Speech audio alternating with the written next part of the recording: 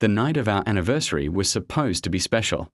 I had reserved a quiet restaurant, bought her favorite flowers, and rehearsed a small speech in my head about our future. She arrived late, distracted, checking her phone more than looking at me.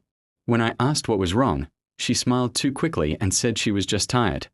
I believed her, because I wanted to. A few days earlier, though, doubt had already crept in. I had seen a message pop up on her phone when she thought I wasn't looking. It wasn't innocent. It wasn't friendly. Still, I said nothing, hoping I was wrong. Hoping love would prove me foolish rather than broken. On the morning of our anniversary, I confirmed the truth I had been avoiding. I saw everything: messages, plans, promises she was making to someone else.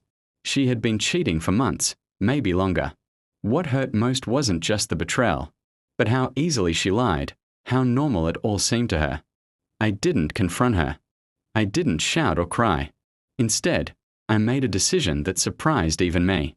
That evening, while she was getting ready, I packed a small bag, left my phone behind, and walked out. I vanished without a word, leaving only silence where a fight should have been. For a long time, I stayed away from everyone. I moved cities, changed jobs, and rebuilt myself piece by piece. I learned how to be alone without feeling empty. Slowly, the anger faded, replaced by clarity. I realized I hadn't disappeared to punish her. I had left to save myself. Years passed.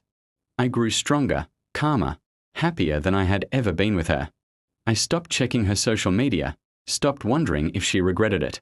She became a closed chapter, a lesson rather than a wound. One day, out of nowhere, she found me. She sent a long message, full of confusion and guilt.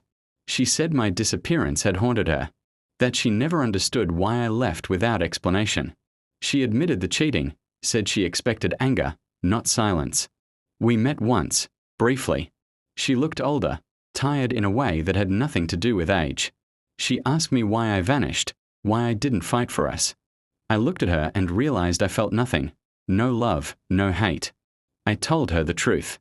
I said I disappeared because I saw who she really was, and I chose myself. I explained that staying would have meant losing my dignity, my peace, and my future. Leaving quietly was the only way I could heal. She cried, not because she lost me, but because she finally understood what she had cost herself. My absence had forced her to face her actions without excuses or closure. That was something she could never undo. When we parted, I felt lighter than I ever had. I didn't need revenge or apologies. My life had moved forward, and hers had finally caught up to the truth. Sometimes disappearing isn't weakness.